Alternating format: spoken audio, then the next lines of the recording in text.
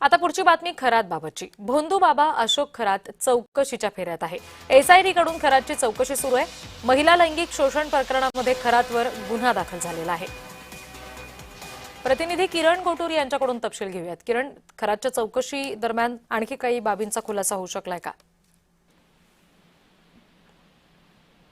एकूणच 2 दिवसाआधी एका महिलेच्या अत्याचार प्रकरणी या अशोक खरातला नाशिक पोलिसांनी ताब्यात घेतलेलं होतं। त्यानंतर अनेक जे वेगवेगळे हे कारणामे आहेत या बाबाचे उघडकीस आलेले आहेत। मागच्या काही दिवसांपासून या सगळ्या संदर्भात स्थानिक पोलीस असेल किंवा जी